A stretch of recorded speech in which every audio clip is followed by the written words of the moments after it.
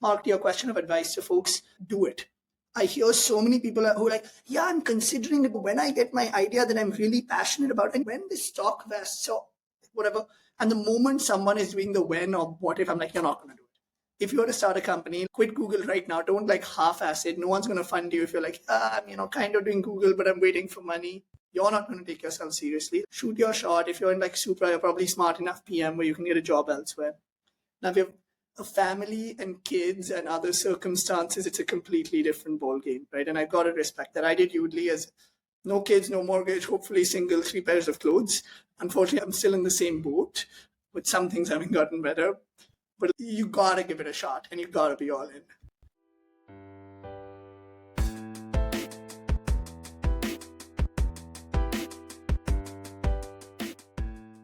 Welcome to another episode of the Supra Insider podcast. In this episode, we were joined by Varun Puri, who is the CEO and co-founder of Yoodli. You can think of Yoodli as the Grammarly for public speaking. Varun has a really cool career. He started as a chief of staff at Google, then became a PM, and now he's a founder. In this conversation, we covered his chief of staff role, where he was actually the chief of staff of Sergey Brin, who is one of the co-founders at Google. We also talked about then transitioning into one of the Google X Moonshot Factory companies, Project Tara, where he was building lasers that brought internet to third world countries. We also talked about his transition from PM into founder and why he was so passionate about starting Yoodli and the problem space. We finished the discussion by having a really honest discussion about the pros and cons of being a founder. This was a special conversation for me because Varun is a dear friend and someone that I deeply admire. And if you're a product leader who is thinking about starting your own thing, this conversation is for you. Enjoy. Amazing, boys. We're live. What's good, Mark? Hey, Ben.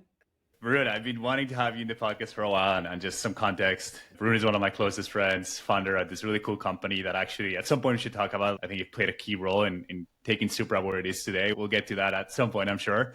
But yeah, usually for this podcast, we do the intros afterwards because we try to do them pretty quickly. But for this one, actually, you had a pretty interesting journey, especially like your years at Google and then becoming a founder. So I'd love to maybe start with tell us about your wild journey at Google, since I think it's like a job that maybe only 1 or 2 people have had in the world.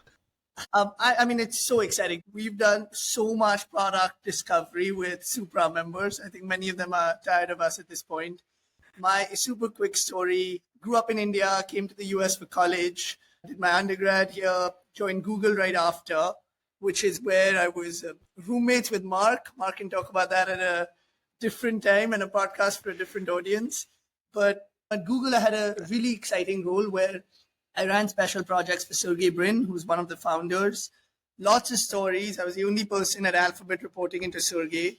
When Sergey described the role to me, he said, Varun, I want my Jared from the show Silicon Valley. So I didn't really have a title. It wasn't assistant. It wasn't chief of staff. It was like just get stuff done. I did that for 2 years. As part of it, I was reporting to a lot of the Alphabet leadership team. My take on what's going on at the other bets. So not Google proper, but Wing, Verily, Waymo, Calico, etc. As just a little guy. Hey, Sergey, here's stuff that other people at the company may not tell you. Did that, was then a PM over at Google X. And then I decided to turn my career upside down. I keep asking myself whether this was the best or the worst decision I've made, but I then quit to start Yoodli. Yeah, and maybe I'd love to touch a little bit on what you did after working with Sergey, like what you did at X. And for some context to set the stage, like Varun and I basically shared a wall. And I remember some nights, 11 p.m., I would just hear Varun like yelling in Hindi and be like, I woke up the next day and be like, dude, what happened? Did you get into a fight with your mom? And he was like, no, actually, I was just yelling to some ministers in India to like help me like install these lasers so like people in rural India can have internet. I'm like, what? So yeah, share a little bit of what were you doing at Project Tara? You're making it sound way more baller than it actually was. See, they couldn't hear me over the Wi-Fi, so I was like explaining the same thing for the 45th time at 3 a.m. I was like, listen, sir, like there's just 2 points, like the internet goes from A to B, like I have nothing more to say. So context is, the Sergey role was incredible exposure, but I really wanted to build, and I was based out of Google X. That's where a lot of the execs sit. I joined Google X, where there's a project that was a spin-off from Project Loon. Loon was this balloon internet project. And the idea behind Project Tara was, hey, there are parts in the world where the economics of bringing internet through fiber cables just don't make sense, right? War-torn areas in sub-Saharan Africa, a place across a remote water body in India, densely populated Bombay, where in order to run these fiber cables, you will be stopping traffic for several hours. Not that it actually moves in Bombay, but you get the gist of it. It's too expensive to bring fiber cables into these areas. So the idea behind Tara was, what if we bring internet from one point to another using invisible beams of light? So in space, the way the International Space Station talks to satellites is using these kinds of lasers. What if we bring it to the ground? So did that for a year and a half. To Mark's point, I was spending a lot of time with government bodies in rural India, where I was the only PM on the team. So I was supposed to be this like geospatial expert trying to map out, like here on this street pole, we'll put one laser box and then there'll be internet on top of this school.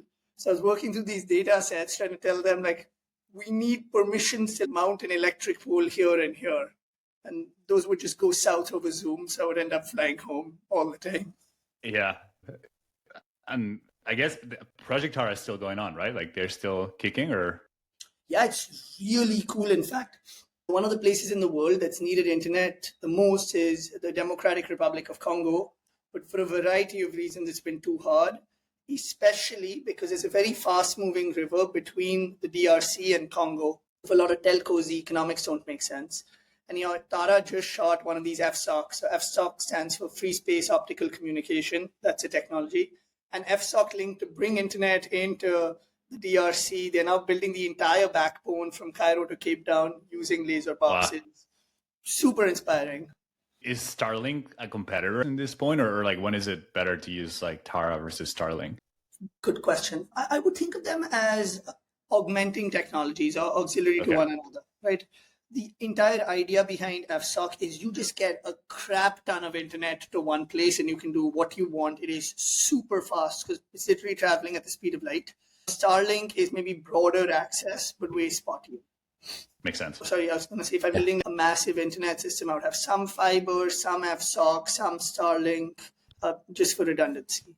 That's super interesting. Going back to reporting to Sergey, what have you learned about what it takes to establish a really good relationship or to be trusted and to continue to build trust with someone like that who is a pretty iconic figure, I would say, in the tech world?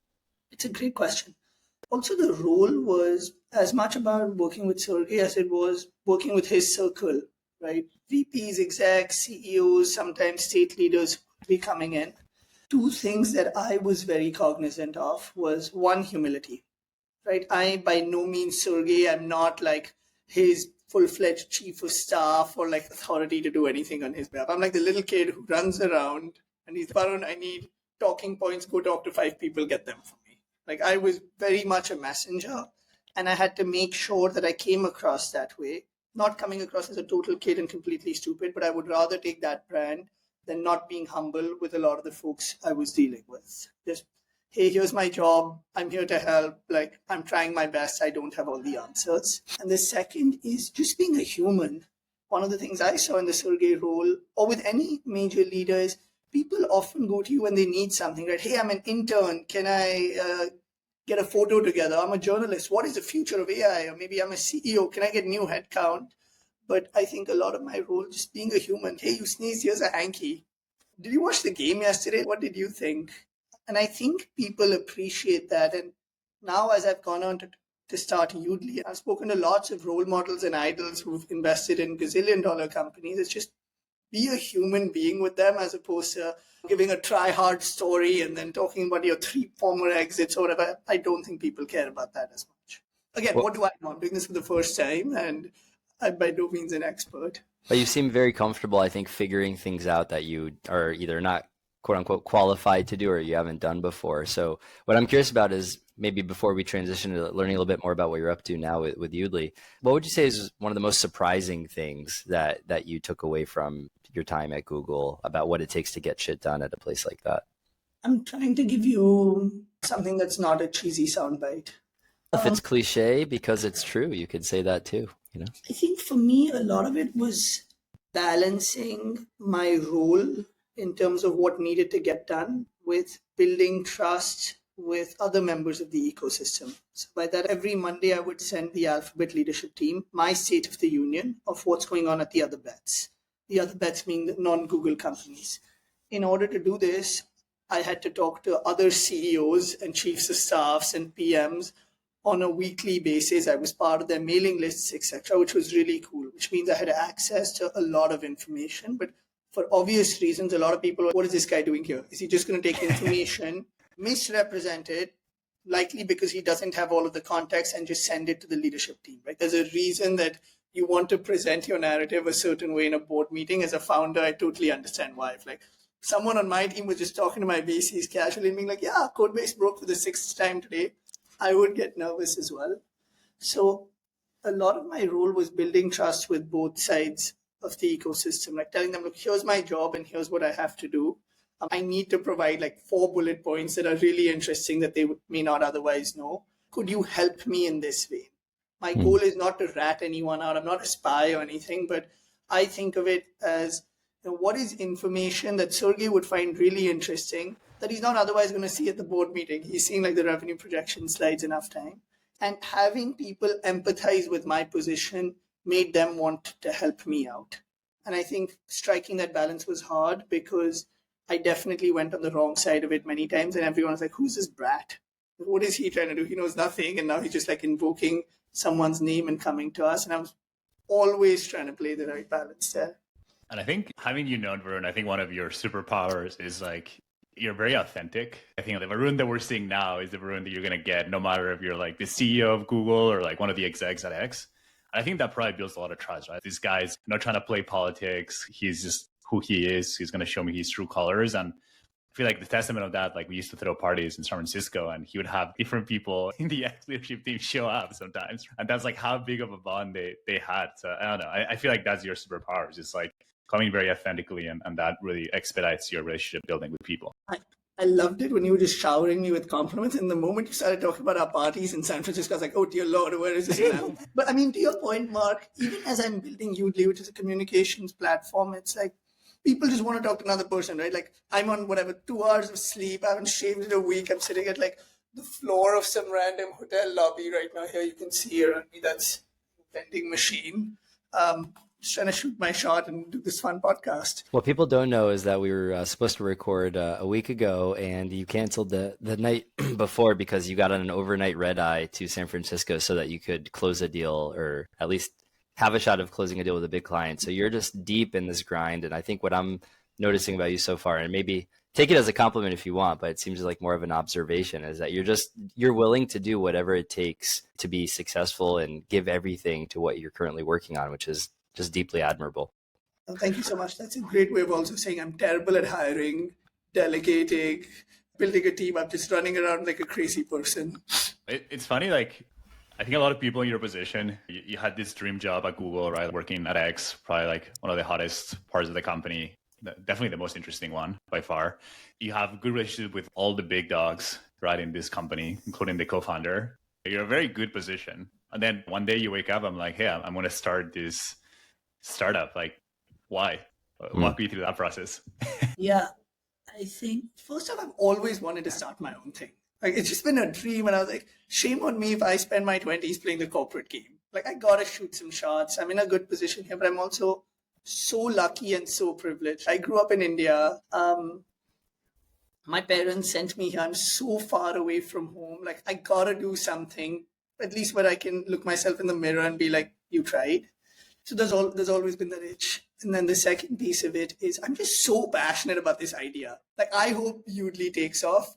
Even if it doesn't, I am convinced this product and this category needs to exist. Like, someone is going to crack it, hopefully us. But it's just something that I'm so down to spend the rest 5, 10, like 15 years of my career jamming out on. Hopefully my career is longer than 5, 10, 15 years. Basically a long time. If I don't burn out sooner, I'm close though. Do you want to share a little bit of what Yoodli does and why you're so passionate about that idea? And even like right before that, what was that moment that when did the idea just take root in you and start to get you so passionate about? And then you could tell us maybe what it actually is now. Yeah, I think so. I'm by no means the world's best speaker or speech coach or anything, but at Google X, one of my roles became this de facto speech coach. People trusted me, right? I'm the little guy, the judgment-free guy. So before they would go on stage or have a big director promotion, they would come to me and I would just record them and in a cringy way, make them watch themselves back and be like, look, 5 tricks. Just speak in threes, use some alliterations, start with a joke, end with a hook. Don't end with, do you have questions? Whatever that might be. And by the way, Varun is being humble. He's an incredible public speaker. Like he was actually the convocation speaker for his Claremont McKenna. Like I've seen him publicly speak and he's really gifted. But anyways, continue. But you're being too sweet. Like I'm a good speaker, but I'm by no means like a speech coach or anything. Like I did debate in college and a little bit here and there. Anyhow, and when I was doing this, I just realized a couple things. One, it's not that hard. You've got to record yourself and watch yourself and cringe. Behavior change is wicked tough, right? Oh my God, I hate the sound of my voice. I've been shaved. I don't have time to practice. The second is everyone struggles with this. Like you, me, we each know 20 people who are missing out on their careers because they're not speaking up with confidence, or someone who's terrified of public speaking. 2 out of 3 people struggle with this. And then most personal to me is I feel like the little guy loses out on opportunities. The schmoozy PM at Google X would get the promotion because they put this good packet together and give the presentation, but it's the L5 engineer from India who's done all the work who just doesn't play the game. And I saw this over and over again, the non-native English speaker, the woman who gets talked over in corporate America, the introvert, all miss out on opportunities, while the execs will get access to a fancy speech coach and Corn Ferry or Better Up resources, even when they might be equally insecure. And I just thought technology was at a point where it could help people. Or if technology is used creatively, how do we just build an ecosystem where people watch themselves back? The same way Ronaldo or David Beckham do that with their highlight reel. That makes a ton of sense to me. I do some interview coaching on the side, and one of the things I do is I record my mock interviews with people and give them a link. And for many of them, it's the first time they've ever watched themselves go through an interview, and they tell me it's transformative to actually watch themselves in that way. So it makes sense that you'd want to bring that to other forms of public speaking. Yeah, it's funny. I think, Varun, you started Yoodli maybe like a year before I started working on Supra, but I remember like around the time that I started Supra, I was doing a lot of sales calls. And I was really not closing that many people. And at the same time, Varun was like, hey, like you should use this beta product that I'm building. Let me know what it is. And I always knew I wasn't an amazing public speaker, but I didn't know how bad the situation was. And I started using Yoodli. And I think sometimes I did listen to myself speak. And I was like, okay, maybe I used too many filler words, etc. But the thing that was like really powerful about using Yoodli was like it quantified how bad I was. And that really like diagnosed the problem. I actually ended up working with a coach that Varun put me in touch with. And I started closing more people. I know it was more also like experience, but I think there was like a big part there of just like being aware there's a problem and you can actually track in a very objective way if you're getting better or not. What was your biggest growth area, Marc, in your diagnosis? Yeah, a couple of things. The first one is the number of like filler words or like weak words that I was using. And then the second one that was actually really interesting is that it would have been really hard to quantify and then really make the point very clear is that when I got nervous, I started to speak very fast and it became less clear. I came across less confident. So it was really actually Yoodli at one point had a private version that you could like actually see the speed of speaking. And that was actually really helpful. Like I would keep it there. I'm going to try and keep it to maybe 50 words per minute and stay there. So yeah. This is literally like something, it's almost like a speedometer that sits on top of the interface that updates in real time as you go. Yeah. Unfortunately they killed it, which broke my heart. But yeah, that was the idea. Why'd you kill it? Loaded questions. So 100%. You give folks the dream behind Yoodli, where we are today, and then I'll tell you why we change roadmap stuff. Vision behind Yoodli is Grammarly for speech. How do we do to speaking? What Grammarly did to writing with real-time analytics, Duolingo to language learning with bite-sized modules, Strava, Peloton, Apple Health to fitness with progress trackers, the speedometer example that you all just used. So it's, come to Yoodli as your smart mirror. Or typical alternative today is to practice literally in front of a mirror, a camera, a stopwatch, a spouse, a friend, but you might feel awkward. Come to Yoodli to practice your interview speech, crucial conversation, why I deserve a promotion, why you should go on a date with me, my sales call, what have you. The long-term hope is Yoodli is by your side anytime you're talking. I'm in a board meeting. My co-founder, Isha, will poke me under the table during the revenue slide saying, Varun, get away from here, you're getting killed. Or I'm at Thanksgiving and I make a faux pas and my mom might step on my foot under the table, just being like, not cool, joke did not land. And that's the hope behind Yoodli. Like, not to make you feel bad, but to just be your buddy by your side, being like, hey, Ben, slow down, make eye contact, remember to talk about point number 3, etc. So we actually built it. I think we were slightly ahead of the market in terms of the way that works, right? This is not a Gong, Chorus, Otter, Fathom like bot that joins your call. It's this personal thing that gives you real-time feedback, uses ML, only takes your voice and tells you to speed up or slow down. We saw traction on the consumer side, but not big enough. So instead we were like, look, let's just focus on our bread and butter, which is conversation simulations and role plays. So we're doing that right now. We still have our desktop app going on the side, but we aren't publicizing it as much. How does it feel? A lot of the founders I've worked with, I think there's always a little bit of, I want to say it can be a little disappointing to feel like you have to pause certain parts of the big vision to do the most important things first. So how does it feel for you to have to take the phased approach to your vision versus biting it off all at once? I'm sure that can be frustrating sometimes because you're impatient. Oh, it sucks. Are you kidding me? Like, I spent a year working on this thing and I'm like, oh my God, the product is so sick, man. You should try it out. So good. Like, it's amazing. When you're using it, it would give you real-time feedback and gentle nudges and it'd be private. So nobody knew you were using it, even on screen share, and it only took your voice. So it's ethical. I just think Yoodli for me has been a journey in getting socked in the face every 3 months and questioning everything and then going back down to zero. It's a really good example is I'm doing Yoodli to help kids in India speak with confidence. I want us to build a massive consumer company. And we did this. We got a massive user base, with partnerships with Toastmasters and Dale Carnegie and big universities and speech coaches. And I was like, great, it's game time. A year in, we put a consumer paywall.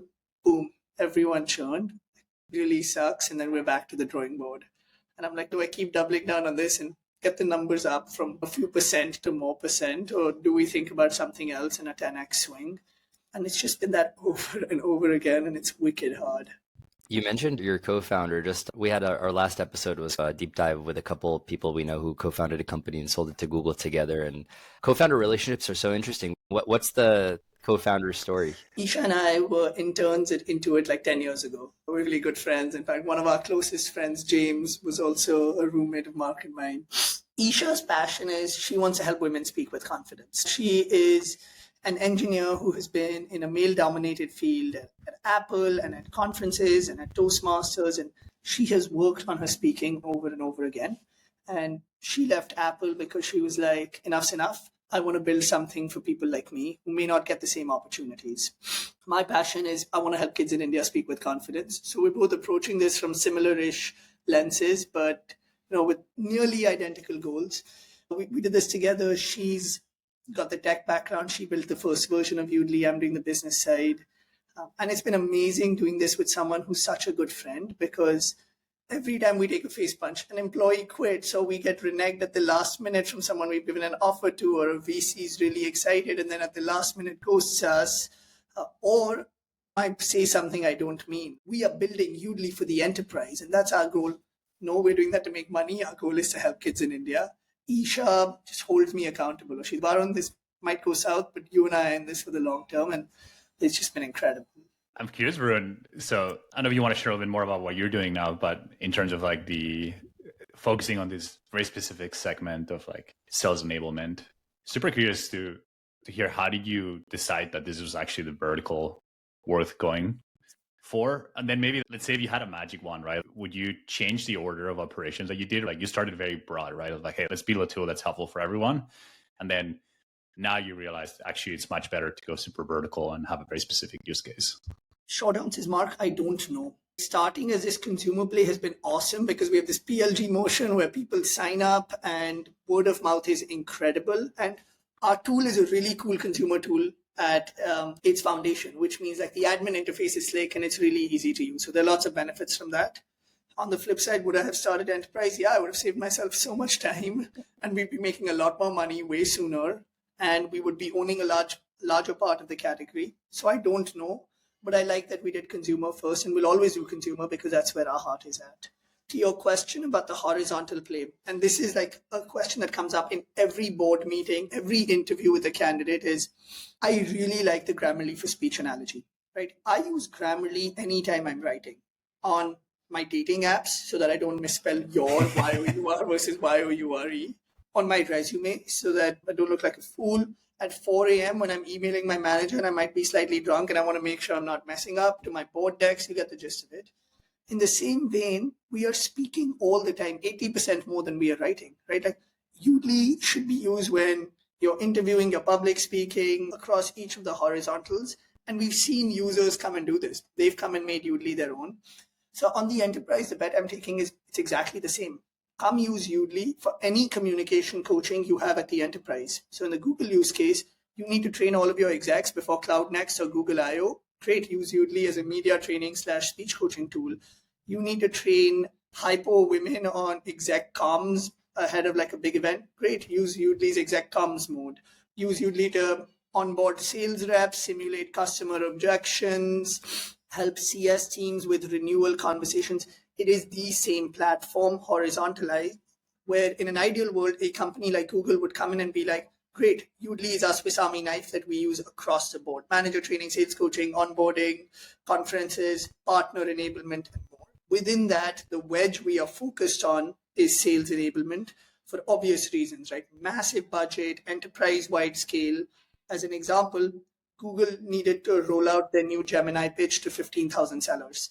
How do you make sure 15,000 sellers are speaking in the same voice, talking about customer objections in the same way? Like human-led coaching doesn't scale. Great, use Yoodli, you're good to go. But there have been other cases where we've entered the enterprise through each of the other verticals. What I now need to prove is we're landing in different verticals. They all come together as like all of Google is using Yoodli. We're still working on that. Yeah, one pushback of a future where I don't like, what you just shared is like, how do you avoid from everyone sounding like vanilla and the same, right? If everyone's getting trained by the same models, I feel like part of the beauty of interacting with humans or salespeople is like, oh, like you get a taste of your personality, right? Like when everyone's trained the same way, maybe you lose a little bit of that. How do you think about that? Something that keeps me up at night, right? Shame on me if I get 1 million kids in India to use Yoodli and they all sound like Steve Jobs and give a TED talk. That is not success. That is us bombing it and building robots. We do this in a couple ways. One, the pitch behind Yoodli is it is your smart mirror. It is your thermometer that will give you a gauge of your blood pressure, temperature, etc. But use your best judgment, right? Use it with a doctor, a coach, just to figure out what might be right for you. For instance, I talk at 1 million words a second. It's good that I know this. When I'm talking to non-native English-speaking audiences, I should be more cognizant. But it's okay. People also see that as energy from my end. So one, in the positioning of Yoodli, we never say, you did well, you did poorly. We'll say, here's how you did on a conversational threshold across all of our users. The second is making it really personalized. So someone can come to Yoodli and be like, I don't want to speak like Obama. I want to speak like Gandhi. How do we help you go there? And over time, how do we slice this relative to populations? Mark, here's how you're doing relative to the top quintile of all PMs as an example on their elevator pitch. And third, and this is where the GenAI magic has been really exciting, is you can make it as custom as you want, right? So a sales enablement team will come and say, we want our reps to practice this Gemini pitch using these talking points, using this selling framework, and here's what the rubric looks like. Everyone can make Yoodli their own. I'm the University of Washington or one of the IITs or Indian Business School. We need to train all of our students to do interview prep using the STAR method or the PrEP method. Great. Just put that into Yoodli within seconds. Everyone can practice their role play interview and they will get feedback using your voice. Yoodli is essentially an extension of you. If you're the doctor as a coach, Yoodli is a medical report. If you're the accountant, we're TurboTax. If you're the electrician, we're the power drill. And in that vein, we are partnering with most major coaching or training companies, all the way from Ben, the interview coach, who's doing mock interviews on the side. He will get Ben AI, all the way to a massive career services center or sales enablement pitch certification team. And Fortune 10 company. Yeah, it's such a compelling vision. And what I'm thinking about is one of the trends we're seeing right now is people going back into in-person work. You're in Portland to give a talk at a big company there. That I'm guessing is not going to be you're not going to be on your laptop while you're doing that. I'm guessing it's in person. So are you thinking about, or how are you thinking about the offline speech that people do and how you want to potentially use what they do outside of the purview of their laptop to maybe help them get better? It's no different, right? Yoodli's on my Apple Watch. It's pinging me, being like, Varun, just stop. Let them ask you questions. You're talking too much. Same thing, private judgment-free coach. Maybe I don't want to use Yoodli real time. I can go and upload any of my recordings from anywhere in the world and see how I did. So one of my sneaky growth tricks is if I'm trying to land a company, I'll upload their CEO's speech to Yoodli. I did this with our VCs during the fundraiser. I'm like, here's what you sounded like. What do you think? And then people are like, oh crap. Like nobody, one, has had the guts to say that to me. 2 out of 10 times it'll backfire really badly. I've damaged someone's ego. So smart. That's really interesting. And then I think philosophically, this is a good discussion to have, right? With Gen AI blowing up, a lot of folks might be like, you're working on a dying industry. But if you were thinking about the future, you would be building avatars to speak in someone's voice, right? Or you would be building robots to do the call for them. And one of my core beliefs is as we move into a Gen AI first world, the way you communicate is going to differentiate you from everyone else. Like we'll have all of the information and the right talking points and whatnot.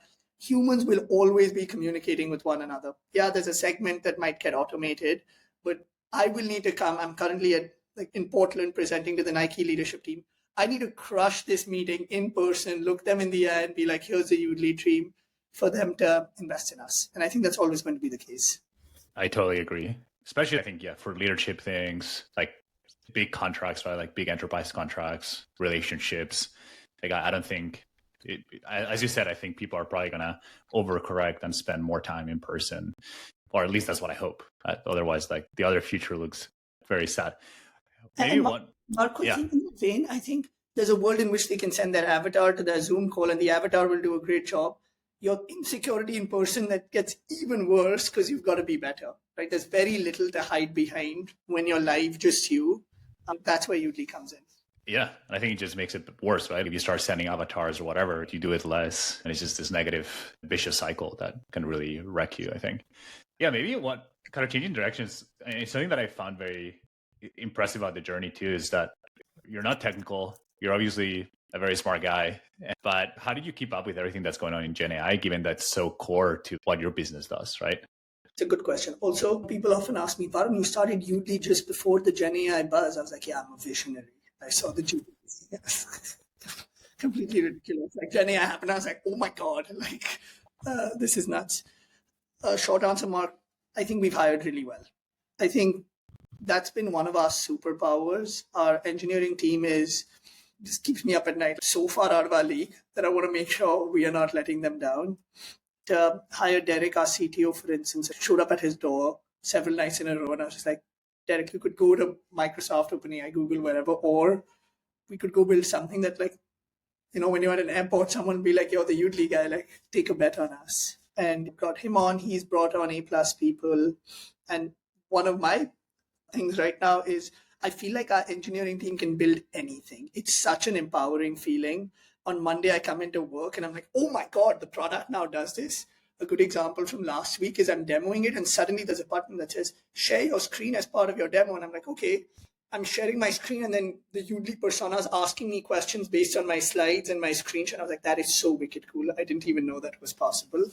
And I want to make sure I don't let them down, right? I'm not an experienced sales leader. So now I'm trying to do the same thing on the GTM side to make sure we are selling this product as well as folks are building it.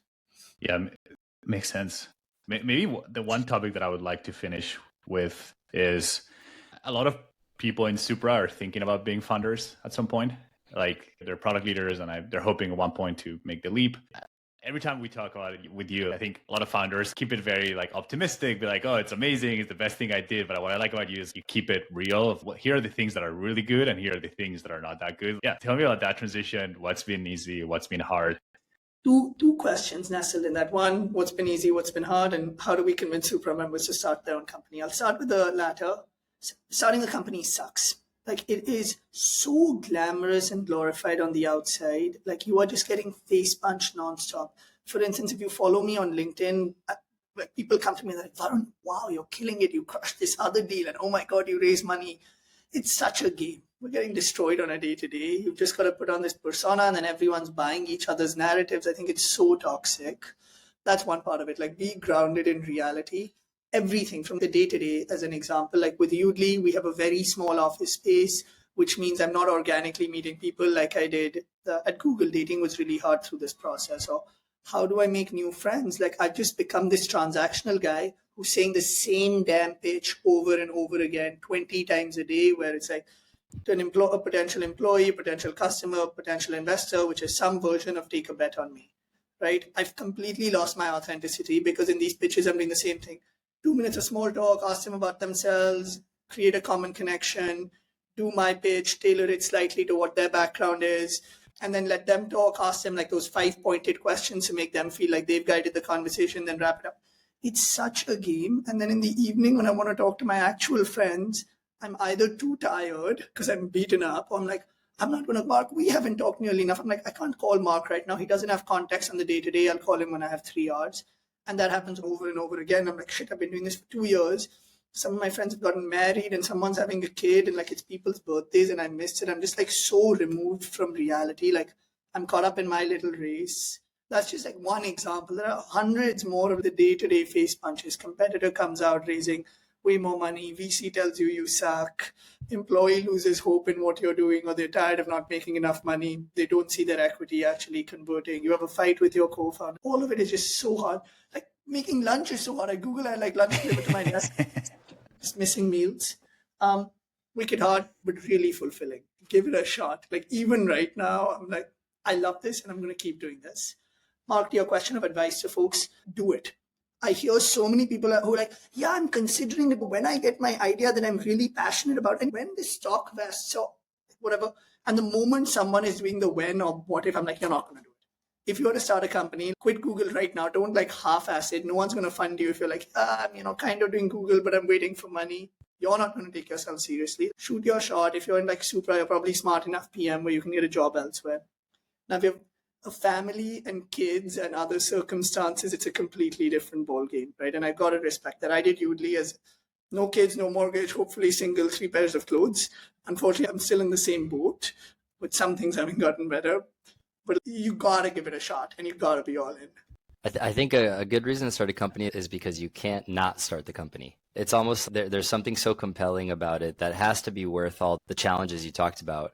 And just to make sure we're also providing the balance, like what do you find to be the most fulfilling part of the experience that are offsetting the challenges that you talked about? I'm passing the mirror test with flying colors. When I look 3 months ago, or just today, I'm like, this is bonkers. I'm literally like small dog me is speaking at a Nike executive leadership offsite as like the keynote speaker about Yoodli. That's bonkers. That's bucket listy stuff. Or last week, Ben, I canceled our podcast last minute because like really big buyer in the Bay Area customer was like, hey, can we have coffee at 9 a.m.? And I thought for a second, I was like, yeah, that sounds good. I'm going to be in the area. And I just showed up. Or you've got employees who are celebrating the biggest wins of their careers because they're just shipping things they're super proud of. A good example is our AI guy, David, way out of our league, super smart. It's actually a great story. In med schools, they spend gazillions of dollars on like role play simulations for doctors, right? How do you say, hey, you're not doing well, wrap up life business, etc. We've been doing something with one of the world's largest like healthcare providers, just because great impact story. David did that. He built them this role play where doctors having a neurology chat. And they're now publishing this paper in like a leading scientific journal with David as like the main author. And seeing David's reaction when that happened, I was just like, that's so cool. I played a small role in empowering this. It's an incredible feeling. And I think it wipes out all of the other L's. So you mentioned that there's like maybe a lack of you feel like you've given up your authentic self in the process of repeating these things. But one observation, and this is really the first time we've spent any time together, but it does sound to me like the thing that is giving you meaning by starting your company is authentic. The thing that's giving you that fundamental joy and making it worth it is coming from an authentic place of feeling like you're contributing to something that matters. And I think that is something that is impossible to fake. And I think people see right through it. Am I picking up on that the right ways? It's like this sense of just deeply feeling what you're doing matters in the world is probably something people should make sure is correct before they jump in. Otherwise, it's going to be too hard to get through all the hard parts. So yeah, I mean, I don't like everyone's like, well, we are changing the world with SaaS construction software. Yoodli is not changing the world right now. Like we're building this smart mirror, but there are moments that make me say, oh my God. Like a couple of weeks ago, I spoke to a guy who grew up outside of Nagpur, small town in India, and he had spotty internet. He was at a village and he's like, I had a stroke when I was 11 and I've been working on my stutter since. And I use all of my money to work with speech language pathologists. Like, thank you for Yoodli. I practice every day and my conversations are getting better. And I'm just like, oh my God, let's go. Right? Like, and early, I would like hang on to one story like this. We're not at a point where I'm getting stories like these every day. To your question, Ben, on the authenticity piece, and this is where Isha holds me accountable, is celebrate these stories. It's so cool. Sometimes I get too caught up and ARR number tanked and we got churn again. But that's why I'm really doing it. And that's really what gives me joy as well. I'm excited to try the product. Mark's been telling me about it for a while, so I got to get on it. Yeah, I think Ben has a perfect use case with his interview coaching. But anyways, Varun, I know you have to run to tell these Nike execs about Yoodli, but maybe two final questions. One is, where can people find you? And then two, what can the audience do to be helpful to you? Yoodli.ai, YOODLI.ai, free product, give it a spin, try it out. Where folks can be most helpful is actually use the tool. Yoodli is a great idea. I don't need validation on that. Like everyone, oh yeah, really cool idea. I'm going to use it when? Go use it today. Actually try it out. Don't do a testing. 1, 2, 3. Hello, can you hear me speak? Give it a real spin. If you're not coming back to it, shoot me a note. I'm at Varun@Yoodli.ai and tell me why. We probably have something wrong with the product. If you love it, also shoot me a note and then I'll celebrate the little win. But yeah, use it, test it, break it. And why should PMs get their sales enablement teams to use Yoodli? What's in it for the PMs? What do they get from that? Oh God, Mark, that's so schmoozy. Now your sellers and GTM teams are talking about your product in your voice using your talking points. It leads to more sales, faster ramp, better outcomes. Now, but you can see all of that on the website. I didn't mean to make this a sales. Sorry, are you going to kill my product marketing manager partner who's responsible for taking everything I tell them and translating it into sales enablement? Is that going to happen? Then we are the medical report if they're the doctor. Okay. We help them scale and do their trainings even better. I understand. You make them 10x more productive. There We're not replacing anyone yet. Co-pilot generation. Well, it's been so much fun. Thanks for coming on, and good luck with the talk. That is a bucket list item. Listen, thanks for having me, guys.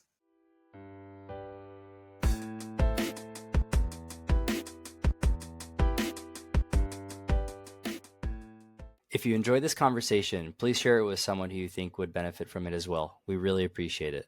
We'd also love a follow or a rating on Substack, Spotify, or YouTube.